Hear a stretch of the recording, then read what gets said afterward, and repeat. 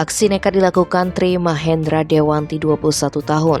Pasalnya usai meminta tolong untuk diantarkan ke dua lokasi berbeda, dia nekat merampas sepeda motor milik Kadek Yan Partawijaya 27 tahun pada Kamis 26 Januari malam.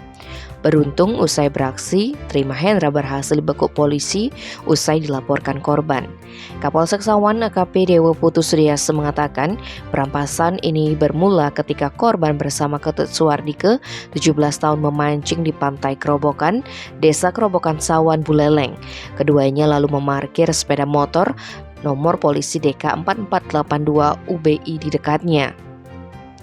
Saat memancing itulah datang pelaku. Meski tidak saling kenal, pelaku mendekati korban dan meminta untuk diantar ke rumah temannya di desa Sangsit Sawan.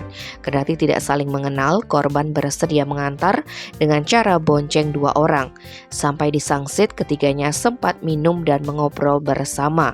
Usai minum, Tri Mahendra kembali meminta korban mengantar dengan tujuan terminal Penarukan. Pelaku berdalih hendak pulang ke Sidoarjo, Jawa Timur.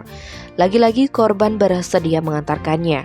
Namun belum sampai di tempat tujuan, Mahendra yang dibonceng di tengah-tengah tiba-tiba mencabut kunci kontak sepeda motor sembari mengeluarkan senjata tajam dari tasnya. Ia mendorong Yan Parta hingga terjatuh, begitu juga dengan Suwardike yang berada di belakangnya. Mahendra lalu membawa kabur sepeda motor itu ke arah barat. Berdasarkan olah TKP serta bukti yang cukup, pelaku dapat ditangkap hari itu juga. Ia ditemukan di salah satu rumah kos di Kelurahan Kampung Baru. Sementara sepeda motornya disimpan di salah satu bank yang ada di wilayah itu. Pelaku melakukan perbuatan tersebut bermaksud untuk memiliki sepeda motornya yang akan dipergunakan sendiri. Selain barang bukti, satu unit sepeda motor berserta STNK, ditemukan juga barang bukti berupa satu buah senjata tajam jenis madik yang dipergunakan sewaktu mengancam korban.